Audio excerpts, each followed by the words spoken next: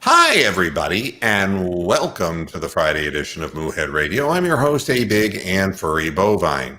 Uh, while Bronk is playing with his electronic toys, we're going to be talking about the wonderful world of sports. And we have a big football game this weekend to talk about. But before I get into the specifics of the whole thing, I wanted to point out something just in case, there's always somebody who's living in a box, living in a cardboard box, and living in, who's in a cave somewhere and doesn't know, right?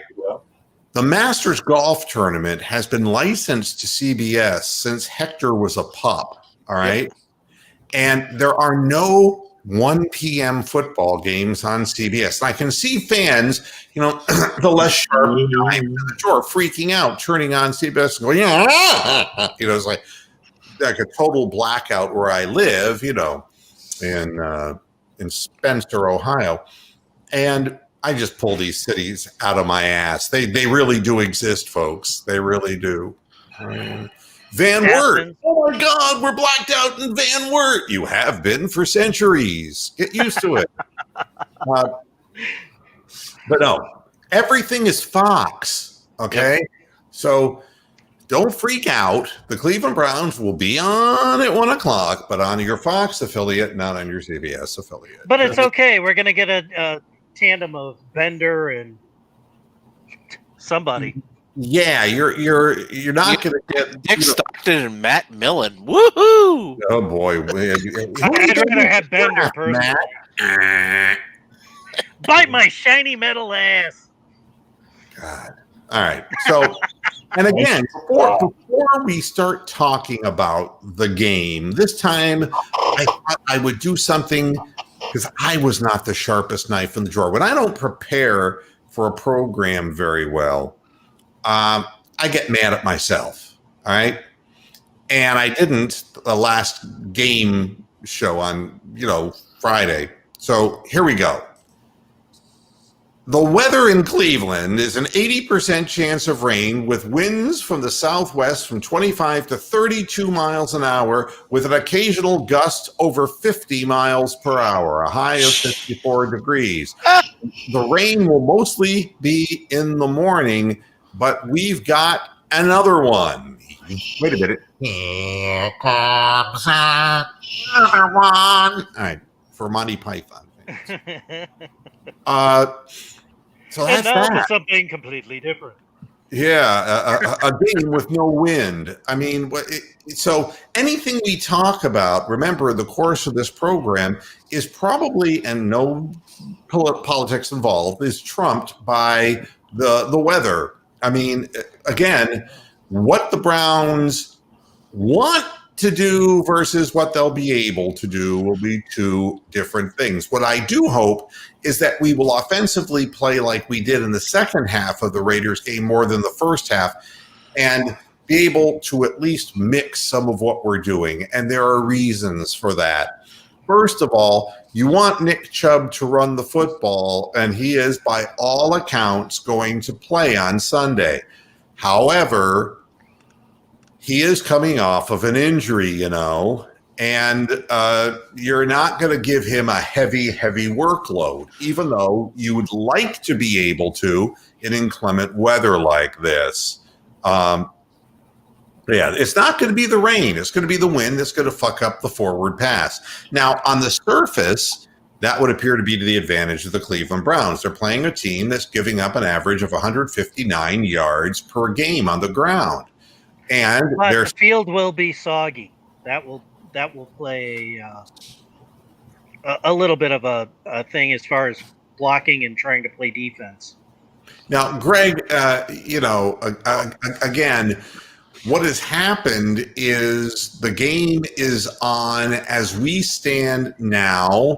They're saying the Browns dodged the bigger bullet. Chris Hubbard is the only positive test that has shown up. If anything shows up prior, we're going to hear about it. We're going under the assumption, and no, it was not an unnamed player. It is Chris Hubbard. All right. That was divulged. But we're going under the assumption that this thing isn't suddenly going to blow up, that there is going to be a football game on Sunday. Well, Baker initially it was an unnamed player. They did not release the name until almost 3:00 in the afternoon. So right before they went out for the afternoon practice. Wasn't Baker Mayfield I know. COVID something on? He was in a COVID protocol because he came in contact with Chris Hubbard. Oh, And but not, what they're saying. No, that was a staff member. The Browns the Browns organization is saying that because of the bye week and all of that, they were following the NFL protocols very strictly, and the fact that they weren't traveling, that was probably a godsend as to why more people didn't get this. We don't know how Chris Hubbard got it. We don't know that. All we know is as of right now, there's a football game. And it's going to be in inclement weather that's going to rival the same weather that we had to play the Raiders in that was such a bugaboo for us. And that brings up kind of frightening possibilities. But what we were saying was that would seem on the surface to benefit the Browns because it's not like the Texans have the greatest running game in the world. And if you had to say where their strength was, you would say it's with their quarterback and their receivers. Taking a look at the Texans on an overview basis, this team is not terrible. They are not good, but they are not terrible. They lost to the Chiefs 34-20. Well, then there's no in the week one, and there ain't no, that's better than we did in week one. They lost to the Ravens in week two. These are, can you imagine start out the season against those two teams? They lost 33-16 to the Ravens when the Ravens were flying high. They lost to the Steelers in game 3. The schedule couldn't have been more brutal. 28-21. They took the Steelers deep in that game. The Vikings beat them 31-23, which is never a good thing this year. And the only 2 wins they have are against the Jaguars. And the first one was 30-14. And just to prove that it wasn't lucky, they squeaked by 27-25 this past week. They gave the Titans a great run for their money, but now people are starting to scratch their heads regarding the Titans after they got manhandled, on national television. And to tell you the truth, watching Phillip Rivers and his defense take advantage of the Tennessee Titans, this isn't the Titans defense that we're accustomed to seeing. Yeah, they look like the Browns defense. I just watched the 40-minute condensed game of that a couple hours ago, and Phillip Rivers, they had the ball for like half that. Oh, they had the ball the whole fucking game. But I mean, they lost 42-36 against the Titans, and then they lost 35-20 against the Packers. They've had a really tough schedule here. They're 2-6 on the season, but don't take them lightly. But here's the thing: it's Deshaun Watson, who's completing 68% of his passes, is thrown for 2,376 yards, and has only thrown 5 picks to 17 touchdowns, which is a 1.8% interception rate, which is Bernie Kosar-esque, if you remember his accuracy. His overall rating is 108.7. His QBR is 72. But he's been sacked, right? He's, it's not that he's playing absolutely clean football, but his defense is awful. Absolutely awful. The receiving, the defense there is a complete mess. They've got Romeo Crennel now, who is the interim coach for the 45th time in his career. A Kurt Elephant. Yeah, Crennel. Yeah. And you start looking at their running game, and it's like, wow. I mean, I'm not fucking Johnson. Duke fucking Johnson. That's right. I mean, David Johnson's their starter. Even other, they got Johnson and Johnson in the backfield. Yeah, the Band-Aid team. Not be good for Duke because he's always hurt. David Johnson has rushed for 408 yards, only for a yards per attempt 4, which is not anything to write home about. Deshaun Watson has run the ball, with a 4.9 average, and he's run the ball 40 times this year, and that can, on a day like Sunday, could become an issue, especially with the Browns, who have been letting quarterbacks run all over them. Duke Johnson is only averaging 2.8 yards per carry, and has never just not really done what he, what people, and nobody said he was a great running back from the line of scrimmage except for Duke. Duke was a pass. Oh, Duke loved Duke more than anybody loved Duke. Jesus. I just don't think that he was ever built to be an everyday back, and an every down back. He was kind of a third down, catch it out of the backfield kind of guy with a wiggle jiggle. That was, kind of what I'll tell you who had a good game was T.J. Carey last night. Block, punt, touchdown, fucking. But it helps when it blocks you. My goodness, I don't know what in the world was going on. Well, that was a kid that they had just picked up literally off the street to play punter. Yeah. But I mean, there was no way anybody was getting that one. The one he shanked, okay, I'm with you on that. But I mean, shit. The one that was blocked. I mean, the guy literally didn't block anybody on the front line. Literally didn't block a soul. I mean, really a peculiar, situation. Well, we remember the bad old days of those special teams. Well, that was just tedious last night. So, as far as, receivers are concerned, they have some good ones. Randall Cobb, Brandon Cooks, and Will Fuller. Those guys are really good receivers, but not necessarily in 32-mile-an-hour winds. I don't care how strong a quarterback's arm is, the ball, because of the shape of the ball, is going to be affected. It's going to put flutter in the ball, making it harder to catch, and it's going to be harder to locate. For the Browns' part, the things that I like, the Browns, who that? I mean, are we getting this again? John Parkinson and Jane. We're not doing that. We're not doing that. We could name the show the Parkinson Syndrome. But that would be a little shaky, wouldn't it? Yeah. That'd be very shaky. Sponsored by Shakey's Pizza. Little Caesars. And Jane, go jerk off Tarzan. Right? We just don't really have time for this. The Cleveland Browns, on the other hand, are talking the right way. Stefanski has made it clear that the first 8 games of the year, and maybe rightfully so, we all were asking, why is he doing this? Why is he doing that? He's learning the way that the players are learning, and that is who does what best. And instead of assuming that he knows, like Freddie Kitchens, he's going to find out from real-world experience. And what we're finding out... Wow, that's like almost scientific, Yeah, right. Trial and error and shit. And they keep referring to it as analytics, and it's like, no. This is logical thinking. I mean, how ineffective is Baker Mayfield from under center compared to in the shotgun? How effective is he when he's rolling out of the pocket by the design of the play? And how much better is he play action than he is without play action? And all of the things point to he's better off from the gun.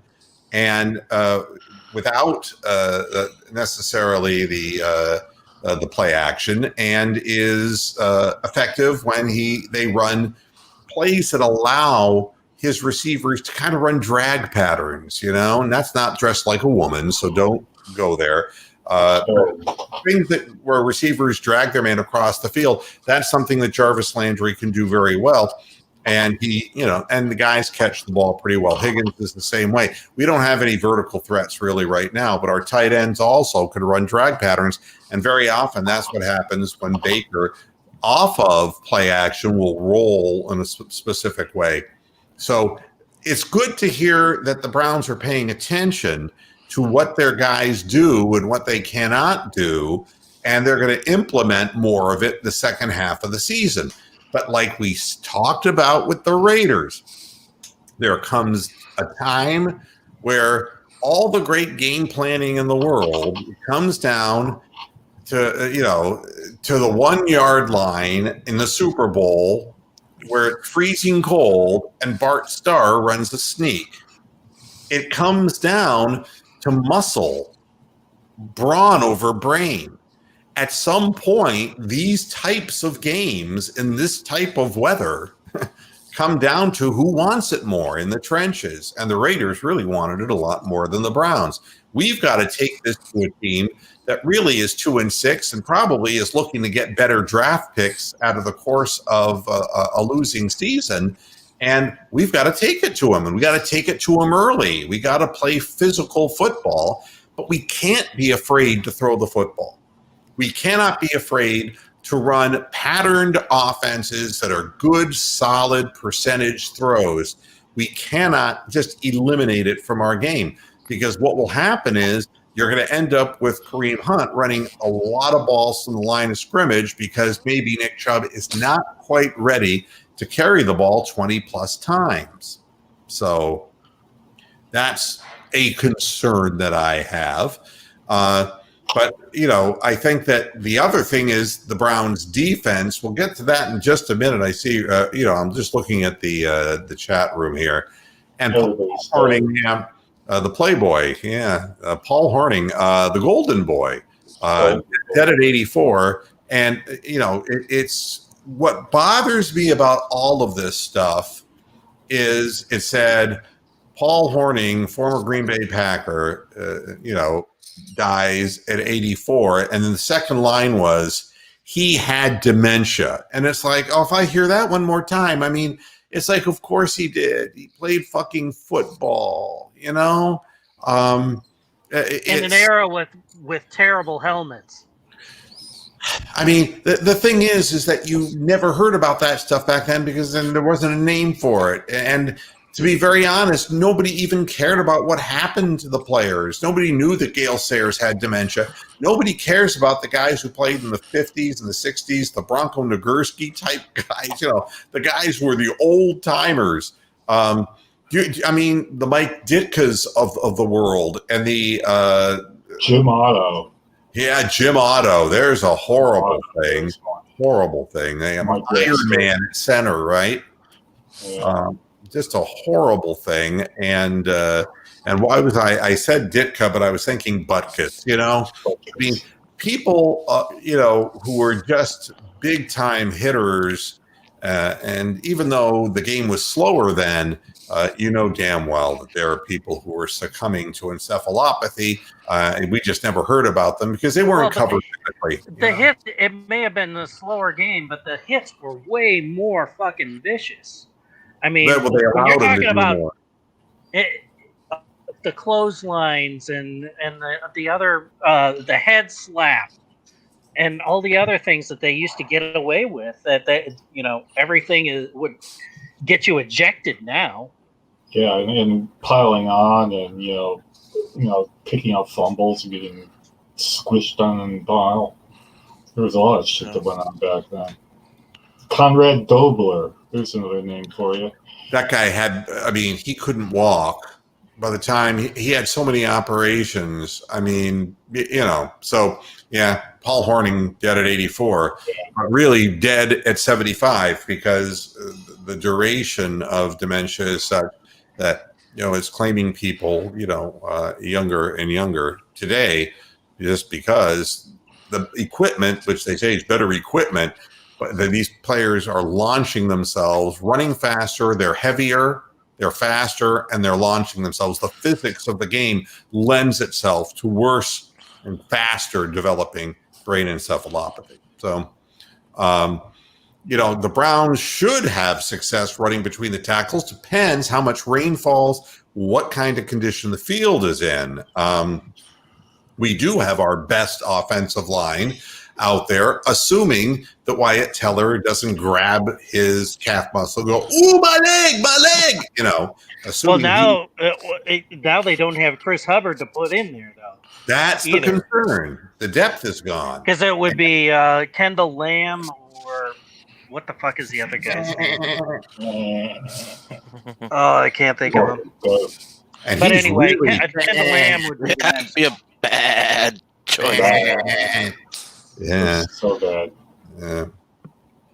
You know what his favorite song is? "Woolly Bully" by Sam the Sham and the Pharaohs. Bully. That's Lamb's favorite song. So I see Steven is looking for the link to the show. Congratulations. I don't understand what this is about. Why would I joke about Les Levine? Oh, because we were doing the Parkinson's thing. Oh, I didn't know. Does Les have Parkinson's? Yes. Oh, I didn't know that. To what severity, I don't know, but every answer is no. I mean, I feel, everybody knows my history with Les Levine, and was not the best. Nah. Yeah, nah. No, I don't wish that on anybody, man. I mean, and there were a lot of people after the movie Teen Wolf that wished. No, forget it. I'm sorry I even brought it up. It was an old pop culture reference. Somebody like Bronk out there is in their seat laughing about it. Speaking of Teen Wolf, the fat kid just recently died at the age of 50-something. Who did? The one that played the center, the fat kid. Oh, really? Yeah. How about that? Yeah. Yeah, imagine going through life being known as the fat kid from Teen Wolf. That's how you want to live your life, isn't it? Well, he was also in A League of Your Own. He was the adult version of "You'll never win a game, kid." Wow. He played. Alex Van Pelt, our offensive coordinator, may be in title only because I don't know how much he's a quarterback coach, but he's saying you're going to see different things schematically in the second half, not of the game, of the season. And I really was geeked about this being kind of, all right, maybe in the 40s temperature-wise, but still, just a good Lionel Richie game. Still. But no, we're getting 32-mile-an-hour winds. So I don't know. I wanted to see what they would game plan, knowing what they know after 8 games, and if we could really stick it to the defense. Whoever, which quite honestly, everybody has basically been doing to the Texans. Now, I'm afraid, and correct me if I'm wrong, this might be one of these first 20 wins kind of games. And, Well, the weather, like you said, is looking a lot like it did 2 weeks ago, because I just looked at the BBC website and it's got 40-mile-an-hour winds pointing that way. But they decrease as the game goes along. So maybe if we get the ball in the fourth quarter, we pick the right direction. Pick the right direction. So it should get better during the game, during this, based on this weather prediction. But it looks, black and 40 for the winds. It's not what you really want to see. And that's what it showed 2 weeks ago. So. Oh, here's Romeo Crennel's quote. What he thinks about the Cleveland Browns. Quote, "It looks like they've made a lot of progress to be 5-3. They started out pretty good. Everybody. This league is a tough league for everybody, but they're in the hunt. They've put themselves in the hunt. We've got the last half of the season to play, and we'll see how they come out at the last half. Everybody wants to start strong, but a lot of teams in the NFL, it's how you finish. I've seen it occur both ways. I've seen guys win the first half of the season, and all of a sudden the bottom drops out. I've seen guys lose the first half of the season, then get on a roll in the second half." And then he went on to say, "But I've never been on a fucking team that won from start to finish." Okay. That's exactly like his history in Cleveland. Now, 1 year, 2007, when we nearly made the playoffs and we were 10-6. And then the next year, we were all touted to be great. and we fucking stunk the Big Moose. So it sucks.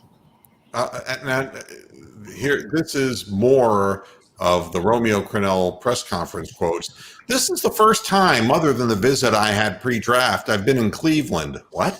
So I've heard the history and the tradition that they have up there. Is this some kind of a joke? I think it's called the Dog Pound, so it's definitely going to be a fun place to play. This can't be him speaking. Oh, that's Deshaun Watson. I was saying, boy, Romeo, what the hell? He hit his head against the goal. Maybe he's got dementia. CTE. Maybe he thinks he's still coaching Kansas. Wait a minute. Well, here's what for Deshaun Watson, this is what it will be like in Cleveland. Here we go.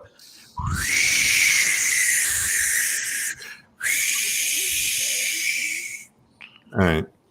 Just so you know what you're getting into. Here's what J.J. Watt had to say. He's done a great job. He's obviously having a great year so far. Hopefully he doesn't have a good game on Sunday. That's the goal for us. That guy's a hell of a player. He's got speed. He's got quickness and power. He's got all the tools you need, and he's willing to rip people's helmets off and try to concuss them. I think he's doing a great job. That's J.J. Watt, of course, on our guy, Myles Garrett. Wow. Here's what former running back Duke Johnson, now with the Texans. Duke of Earl. Duke of Earl. Duke of Earl. Come on. Yeah. Don't get me doing doo-wop. You know? Wait, here we go. In the still of the night. Oh, God, make it stop. Here's what this sounds like. Duke Johnson, real fun guy. It's cold. My memory is it's cold. It'll probably be a fun time for me. Not really too emotional. I think just seeing the guys and just seeing a lot of the guys I played with. Are there still any? The coaches. Maybe. The coaches and the GM really is not still there.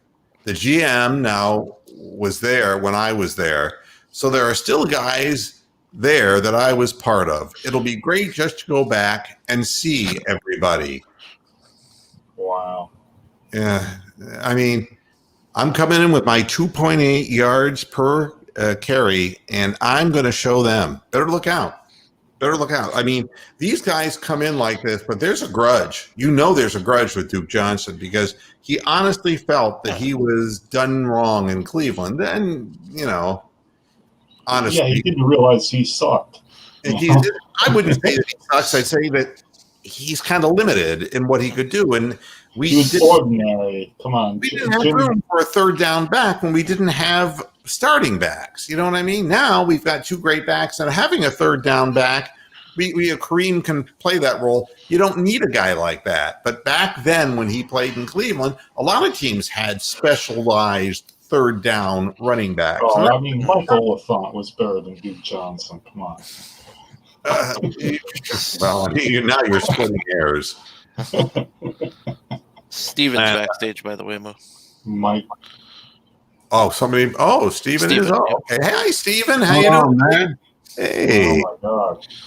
You guys will finally end your 13-year skid against us. Well, maybe. Against us, November 25th, 2007. And I think it ends this time. I think the Browns are in a must-win scenario. And I think the Browns, this is a perfect stretch for you guys. You play us and you play the Eagles the following week. The two teams I think you can beat. And I think this is finally the time where Cleveland gets that second half stride, second half win, or the second win. And they're going to go 7-3 in this stretch. Yeah, I mean, but, you know, and Amsterdam's talking about Steve Forbert. God only knows Steve Forbert was the guy. Romeo. In the middle of the night, let me hear you say everything's all right. Yeah, the Romeo song. That's Romeo's tune. What? Romeo's tune. Yeah. That was not. But when Romeo sings, his mouth's full of. He was supposed to be the next Bob Dylan, like one of. Yeah, one of the many who is called but none chosen, right? Yeah. Funny how Romeo used to be the head coach of Cleveland too. I mean, what a Did coincidence. he? Wow. Yeah, he was. Yeah, back in 06, I believe. So, the Texans are obviously, Tim Kelly, the center for the Texans. The first thing you notice about Miles is really just his length. He's hung like a horse. He's really long. I'm sorry. We'll move on. Well, our offensive line is not going to provide enough pass protection for Deshaun Watson. We've seen that in the last 2 years alone. I think if the Browns develop some kind of pass rush and they disrupt Deshaun Watson, he doesn't really have a number 1 or number 2 receiver other than Will Fuller, and he's injury prone. Maybe Kenny Stills with that, but other than that, I see the Browns putting a pass rush on Deshaun. They're going to get some sacks in this game, so it's going to give Baker the confidence he needs to be able to put points on the board on the. Yeah, but if Watson breaks contain, he's going to run for 25 fucking yards. Yeah, I mean, there's a couple of ways you can look at it, and Deshaun Watson is not Lamar Jackson, and he has been hurt, and he is limiting how much he's running with the football. If you're looking at 8 weeks into the season, basically, and he's carried the ball 40 times, that's only 5 times per game. He's doing that because he's not finding people downfield, and he's not going to take a broadside hit, and he's only averaging about 5.5 yards per carry. So it's not that he is trying to gain a ton of yardage. He's buying time to find somebody further down the field. So we're cleaning house. They already said we're going to get rid of J.J. Watt. We already had Fuller up on the trading block, and we botched that one. And so I believe they're going to get rid of Fuller and Steele in the offseason. We're going to get rid of Duke Johnson. And the list goes on and on. I think it's a complete rebuild after this year. So I think the Texans have already thrown in the towel. And this is the perfect time for the Browns to capitalize on that, Well, every game is an opportunity to capitalize on something. And surely the Browns are playing for a hell of a lot more than what the Texans are. And there's no excuse on your home field when you've come off of a tough game in similar weather conditions. You can again show how you've grown in a situation like this, and I'm just hoping that we're able to run enough of a game plan here to take advantage of the defensive holes that they have. I mean, I started out in the chat. If you go to the top of the chat, the listing of all the former Browns players, who played for the Texans. And the Texans are 2-6. So the bottom line is that they're basically playing at their level. I mean, we're 0-8 minus Jacksonville. Yeah. I mean, it's thank God for the Jaguars, the gift that keeps giving. I mean, they're just not good. You know what's funny about Jacksonville? They're actually trying to win and they're tanking, and the Jets are actually trying to lose and they're almost winning games. It's like they're both tanking, but they can't do it the right way.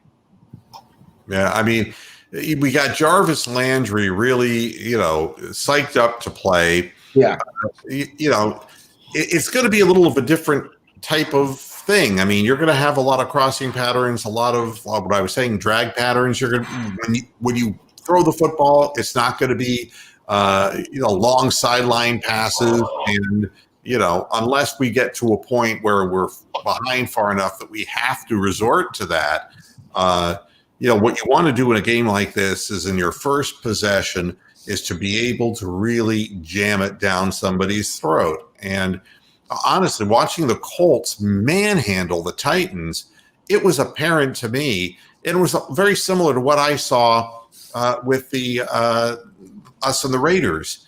It isn't that there's much difference between those teams, except one team just wanted it a hell of a lot more. I mean, played much faster, much crisper, and it was still the same Colts offensive issue, having trouble sticking the ball into the end zone, but the defense came up with plays, and and this is what happens in a game like we're going to be looking at on Sunday. we look back at the Harrison Bryant fumble, and we look at the turnovers get magnified in these games, because if you turn the ball over on a short field, that's how people traditionally score touchdowns in sloppy weather.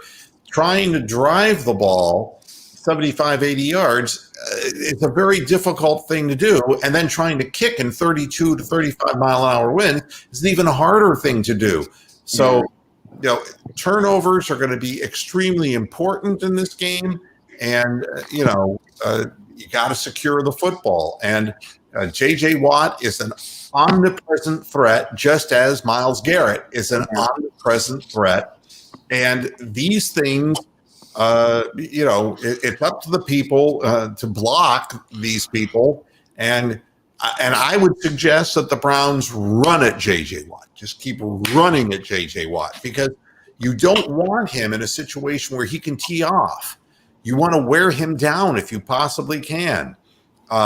Because if you're throwing a lot, he's gonna make plays. That So, I think that's another thing that, directionally where we run the football, and it's going to be Jedrick Wills who's going to have to lay down the law on the left side of the line. And, we're just going to have to. I don't know how Baker's deep ball threat is, but we also got a weak secondary. I mean, Hartgraves and Bradley Roby are not what I would consider like top tier secondary guys. They don't have any top. Well, their deep ball threat is on the disabled list with the torn ACL. Right. So, obviously the Browns don't have somebody, although we will say this, that when they had to move the ball in important situations, there were longer passes thrown to, Higgins and Peoples-Jones. Peoples-Jones and Higgins, and they were more back shoulder throws. They were go up and grab them kind of catches. They weren't hitting guys in stride who were running behind defensive backs. You got to beat this team with scheme, because we don't have a lot of just flat out speed. You got to confuse them with the patterns that you run, and you got to be precise. They'll give up yardage. They have all year. I think if the Browns want to beat the Texans, they should beat us. They should beat us early in the game, because one thing we were difficult. We play difficult in is playing catch up. In many games, that's what we do. So I say the Browns got to get to Deshaun Watson early in the game in the first quarter. I say just blitz and put that pass protection that we have, hence pass protection that we lack, expose us. And to be honest with you, we're down with y'all foot on our throats. Just put us out of our misery. That's all you have to do. I don't believe in tanking. Don't get me wrong. I do not believe in tanking unless you need a quarterback. If you don't need a quarterback, don't tank. So there's no reason for the Texans to tank. I don't believe in tanking. However, we're down, man. Just you have your foot on the gas, man. Just mash on it and take us out. Finish us off this week, man. Yeah, and if the Browns don't fare better, it's not like the Raiders came in with any kind of a running game, yet they ran it down our throats. The fact of the matter is you don't have a great running game with Johnson and Johnson. But again, we went into the Raiders game thinking that they were really sketchy running the football, and they just ran over us. Mm-hmm. And this game never changes in these kinds of conditions. It is a time of possession and trench warfare kind of game. Oh, yeah, the battle's going to be in the trenches between these two teams. Yeah, definitely. And which is good that we have our guys coming back, but that we have to prove that we can win that way, because we haven't done it yet. Well, I think that Raiders loss you guys had was a wake-up call for the Browns. I think that you have a 3-game homestand. You lost the first one. I see the Browns in a must-win scenario, just alone in this 3-game homestand, and that's where I think they'll rally the team. They'll get together and they'll win this game.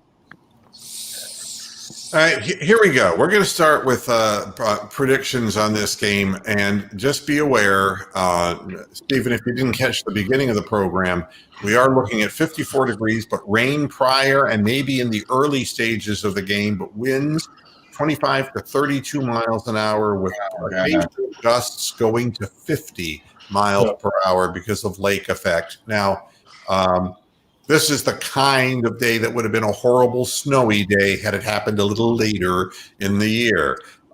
So with that in mind, let's pick the scores. We'll start with Steven. Fire away.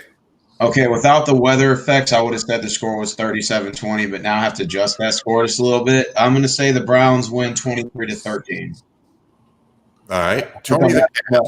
23-13. It's going to be a running game. I don't trust Duke Johnson and whoever their backup is because I don't think David Johnson's playing. But I do trust Deshaun Watson to scramble and run the ball. I think it's going to be Texans 21, Browns 18. All right. All right. Bronk? Well, after listening to Steven say that the Houston's going to get pounded, I'm going to go Houston 30, Browns 16. I think we're going to absolutely stink the big moves out in this game because Watson, as Tony the Calf has pointed out, will probably run for 150 yards and 3 touchdowns. So, yeah, I'm looking for a Houston win because we always suck after a bye. We never fucking look organized, stink up the first quarter like nobody's business. We never come out to play after a bye. We haven't done so ever since it's been the bye weeks. So we're going to suck. All right. Brian? Oh, what was the final score? Oh, 30-16. Texans. Yep. All right, I'm going to take the Browns. I think it's going to end up being like weird scores, but no extra points or failed 2-point conversions. Wow. So I'm going to pick a weird score of 22-13 Browns. Yeah, I had 23-13. Wow, what a close one. And what I'm going to tell you is ESPN, Barshop's pick in this one, 27-20 Browns, and they're talking about a different game. Schroeder is picking the Browns 31-27. They don't know the weather situation. However, what we're going to see from all of these prognostications from around, the media, the Sporting News has the Browns 34-27. This is what is being, England is showing 80% Browns, 20% Houston. That's what the pick'em is here. And they're wrong. I'm picking Houston. CBS is saying, assuming 21-mile-an-hour winds hold, and it's not. It's going to be worse than that. They're picking the Browns 17, the Texans 10. I kind of showed my hand early. I really believe the team that hits 20 wins. And, I would say under normal circumstances that the Browns would win the game something like 20 to 16. That would be what I would say under normal circumstances. But I don't think these are normal circumstances. I think the Browns are going to come out and club them like a baby seal.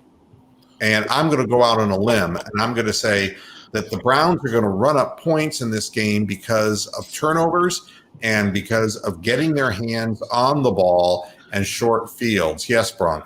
Point of order. We have 2 All-Pros on defense. We have Myles Garrett, we have Denzel Ward, and we've got 9 fucking guys that are absolute clusterfucks that would struggle to start on any fucking team. How are we supposed to stop a team like Houston? The weather's going to do a lot for us because, again, a lot of this comes down to what happens when wind starts blowing and if they can't run the football. And they have really bad drives. Whoever wins the first quarter is going to win this game. I mean, but the thing, again, and I hear you about the running quarterback, but Deshaun Watson's career, he is not the same guy that he was when he came into the league. He's not looking – he's taken on more of the Ben Roethlisberger by time with his strength, by shaking tackles and getting out of trouble.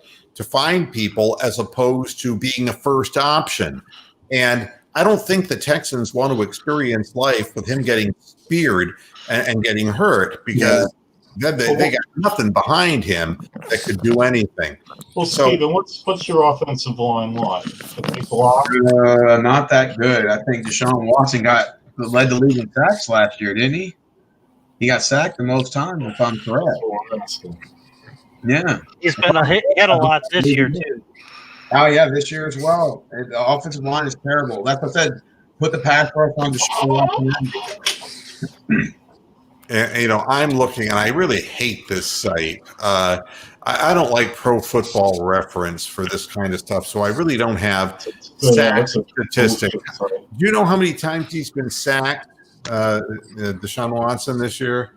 Hold on, let me look up their stats quick. Not sure. That's a good question, though.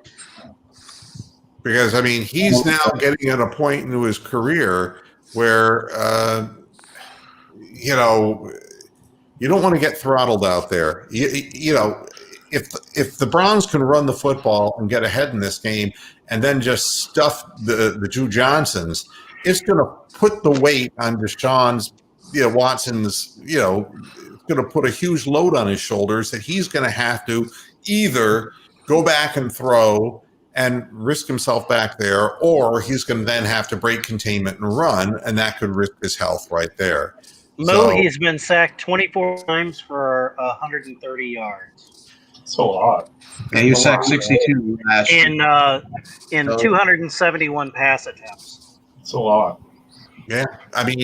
So at any time, if a guy like Myles Garrett gets free, there could be a strip sack involved. I really believe that the Browns are going to win this football game like 30-10 or 27-10, something like that. Can I ask you guys a question for the panel? Since you're all Browns fans, I have a question for you guys. Do you or do the Cleveland – it could be one or both. Y'all can each answer. Do the Cleveland Browns and do you guys see this as a must-win this week? A must-win scenario. I think every week is a must-win, and I hate to sound like Kevin Stefanski, but quite honestly, when you take a look at the Colts beating the Titans, and they're both 6-3 now, right? Mm-hmm. And there is so little to separate all of these teams that are clustered together. You've got the Dolphins, you've got the Colts, you've got the Titans, you've got the Browns. There's a whole bunch of them, and you have to win. You can't afford to fall behind because they say, well, there's extra playoff, slot, that's one. Yeah, but in the AFC, it's not like the NFC where, you could be 9-7 and still have a nice seed. And you already got 4 teams that are 6-3 too, that are in those 3 slots. So that's still the Browns. And the only tiebreaker that they own is against the Colts. Yep. Yeah, Brown. If we're the 7th seed, do you really want to see the Browns go into Kansas City or fucking Pittsburgh and play a playoff game? Yes. We'll get absolutely annihilated. We are not a playoff team. We have a shit defense. Look, I think it would be good for the team to get the experience to get there, and if they manage to have a good enough record to get there, they've earned it. And in a first year, under the circumstances in which they're going up against, I think it would be a tremendous thing. That would be like saying, so were you pissed off when you got swept by the Spurs, when the Cavaliers upset everybody, and it was obvious that the Cavaliers was the big thing. Over that hump that year. The fact the league didn't mind, they wanted to showcase LeBron and the young LeBron, but no, the Cavaliers were in no way, shape, or form anywhere near they were awful of the Spurs, and it was kind of brutal to watch. But then at the end, you said, "Wow, we made it to the finals, though." And the truth is, and he did it basically single-handedly. Yeah, we didn't, because it was LeBron and 4 scrubs on the. I think it was Ira Newell, Boogie Gibson, Rodgers, Danielle Marshall, right? Yeah. A lot of guys at the tail end of their careers, or they were busts for other teams. But but again, I would love to see the Browns in the playoffs because it just hasn't happened. You never know. You might have a good game. You never know what might happen. They ain't going to be the Chiefs. I think you're absolutely right. There's just no way in hell that the way this team is constructed right now that we could possibly stop the Chiefs from running up a huge score. But you know what you got to do. I mean, everybody knows Cleveland's got to draft and get through free agency some defensive players. Everybody knows that. The question is, can you get to that first step? And it's good for in a way, it's good for the confidence of Baker Mayfield, too, to get that far, but to see how far he needs to go and how much better the team has to get. Yeah, Bronco. Is there any news about Greedy fucking Williams and Grant fucking Delpit and all these other? No. Delpit's gone for the year, but but yeah, no. Delpit tore his Achilles. I mean, that's a 14, 15 month recovery. Yeah, Greedy Williams is not. They've been listing it as an AC joint. So, who knows with Williams? The Texans brought in their ace in the hole the other day. They signed Damian Ratley to the practice squad. Who did? The Texans signed Damian Ratley.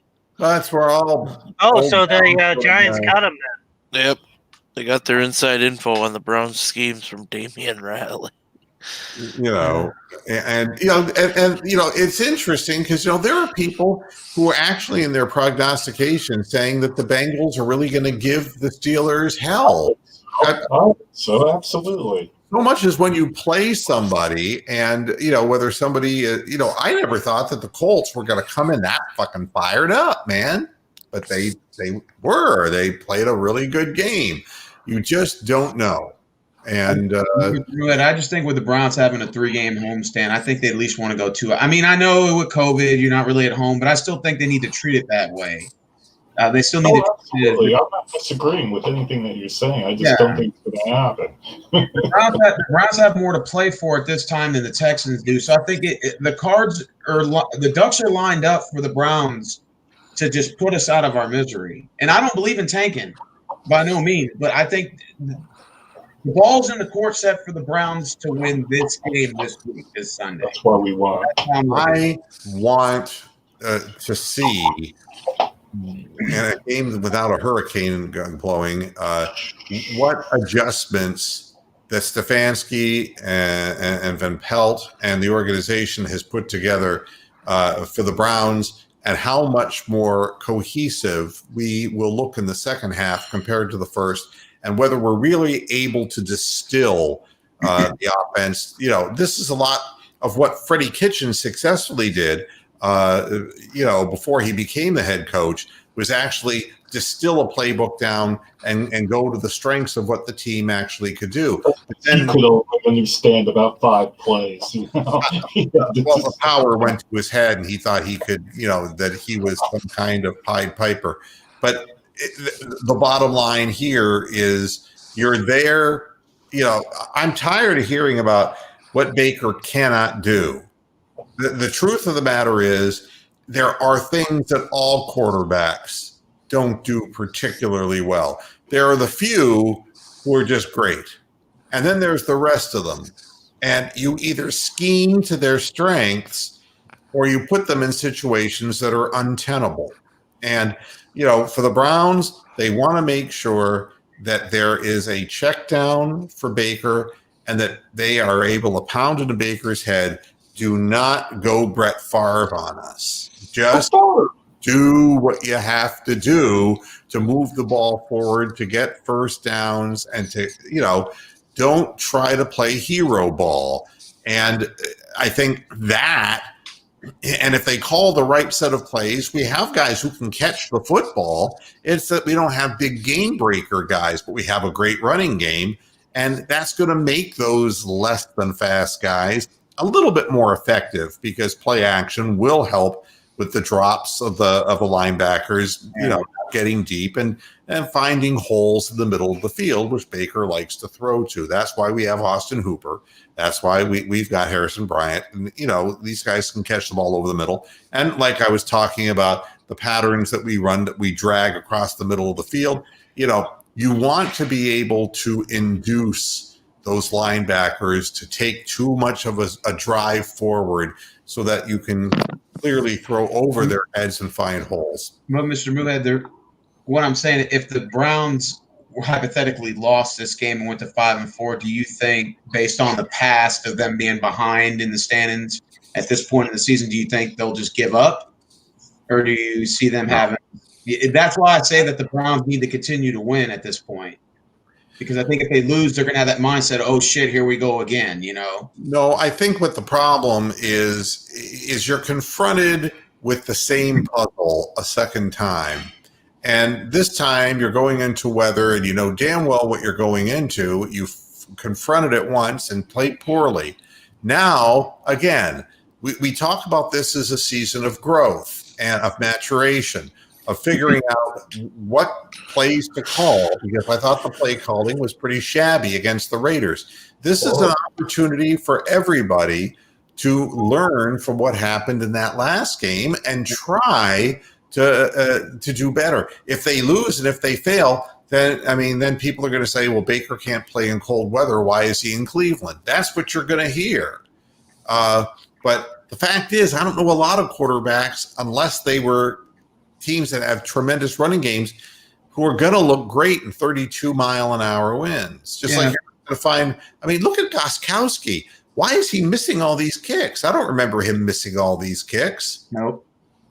So, once something becomes like this, it's sometimes very hard to get through it. And they always say with kickers, it's, 90% mental. And I think the same thing goes with there was a reason why Bill decided to go with Gostkowski over Vinatieri. At some point, they're used up. I just don't want to hear about this as Stefanski's first year as opposed to this is Baker's third year, because if you hear Stefanski's first year, that to me is a losing mentality. Like to say, oh, it's his first year, give him another chance. I want Baker Mayfield to say, hey, this is my third year. It's my time to shine. It's my time to make plays when I need to. And that's the attitude they need to have going forward, Now, two things I want to talk about before I get out of here. Okay. One, there's finally a backlash. Maybe it's just that you can only piss on a 5-3 quarterback for so many weeks before you find what could perhaps be a bigger negative story, and that's Lamar Jackson and the Ravens.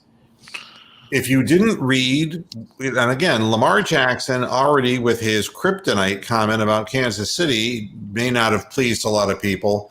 Well, now he's acknowledged to the press, in order to put his head coach and offensive coordinator thrown cleanly under the bus, the teams and defenses are calling out their plays before the snap. Wow. This is what Lamar Jackson is saying. They know what we're going to do before we do it. And this, again, is interesting because we were wondering about Greg Roman. And, it's like, okay, can you top this after last year and their ability to run the football at will? And they haven't been running the football at will this year. It's like, what changes is Greg Roman going to come up with to make Lamar Jackson a better throwing quarterback? Well, what teams are saying who have faced the Ravens is you take away Brown and you take away the tight end who's hurt right now. It's in Campbell. Is that his name? Yeah.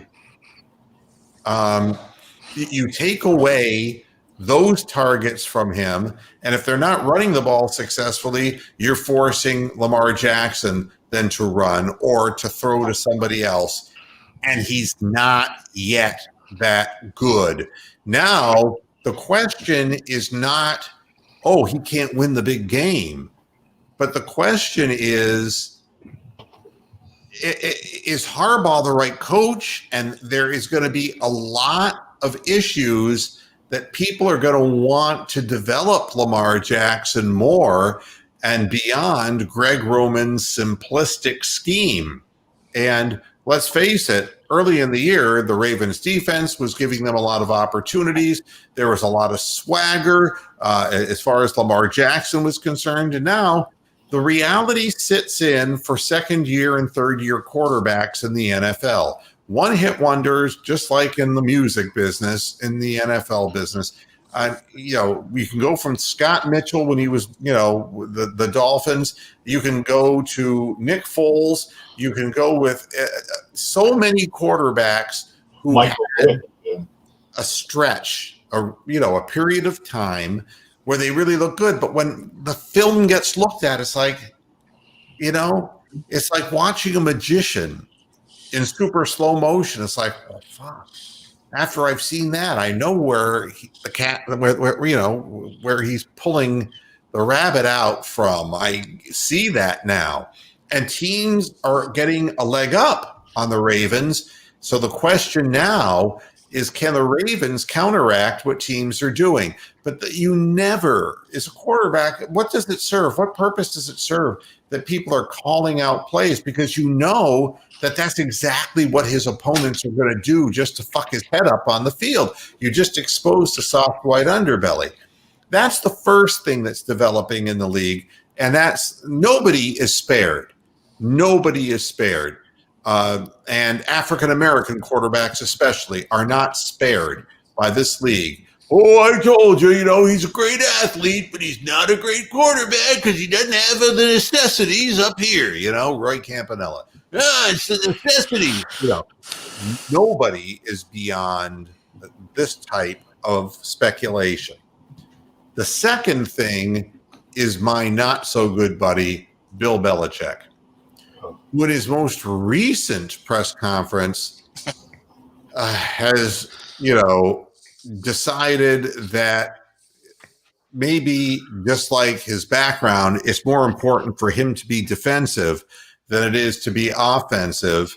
When the press finally starts holding him accountable for a 3-5 season and a quarterback who really isn't doing well and doesn't seem to be a system not geared particularly well for that quarterback, what does Belichick do? I'd say the most important thing to me is winning games. We've done a lot of that over the last 20 years. What have you done for me lately? It's like what it reminds me of? The worst managerial hire. Do you remember when McNamara was the manager for the Cleveland Indians? The guy, he was like 90 years old, and it's like, this guy could manage at one time, but what the fuck is he doing?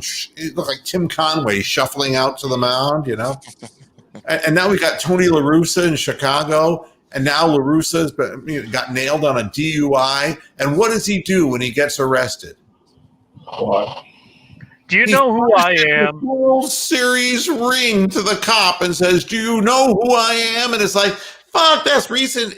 That's not even recent history. I mean, that's like Pebbles and Bam Bam and goddamn Fred and Wilma.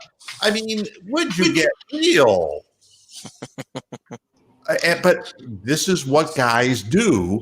And so now Bill Belichick's best offense is looking backwards in time rather than dealing with the problems that are happening right now on the field. Nobody will be beyond question. The answer to your question, Stephen, is a 5-4 Cleveland Browns team is going to show the character that the Browns have, their coaching staff, the belief in the system, whether the wheels come off or not. A Browns win that keeps them in the running at 6-3 will garner excitement, but I think you'll get an opportunity to see what the Browns really look like on a field that is not completely dominated with wind and rain. So, and this is the question, Rick, that people are asking. Is he making an excuse? Is that he's saying, well, they know the plays before we run them? Is that that totally is that. That's what it sounds like. And, and it doesn't pass. It's not a good look. Let's just put it that way. So, these are all things. And one loss by the Ravens. Who do the Ravens play this week? The Patriots on Sunday Night Football. Yeah, now, I mean, what if Bill Belichick pulls a rabbit out of his ass and ends up beating them and we win and they're tied with us now? I mean, who's going to be yelling at the elevator, going down? I mean, at what point is the media going to get all over the Ravens? So, I mean, you could very well come out of this week, Stephen, rather than looking at it one way, like you and Bronk maybe are looking at it. We could be 6-3, and so could the Ravens, and the Ravens could be fighting for their playoff lives. Yep. It's just that close. It is really unpredictable. I mean, yeah, it's a very unpredictable year. We can only hope for the best, but I can guarantee you one thing. I'm going to be there at the half. I'm going to be here after the game. So we're running halftime and post-game shows, and we'll talk about it more in depth as we see it unfold. And guys, as always, thank you. Very quickly, Moo, did you see Russell Westbrook wants out? Yeah, he requested a trade. Yeah. They all, I saw that coming. The number one trade proposal that's being bandied about by the sports talks is Russell Westbrook to Cleveland for Kevin Love and Jetty Osman. That's all you can get for him? I mean, geez, Kevin Love is grabbing at his back every other time, and Jetty Osman is like, I think he had a bunch of brothers. Didn't they have a singing act one time in Vegas? Exactly. Yeah, Donnie and Marie. Yeah. I mean, no, but Wild horses. It's a different story when you don't have Kevin Durant by your side. There are a few transcendent players who, no matter who you put around them, will win. LeBron James, one of them. Michael Jordan's one of them. Larry Bird had some really good players, but not, he was like the glue, of everything that brought everything together. Magic Johnson made the Lakers so much better, but he had Jabbar, he had Worthy, he had better pieces.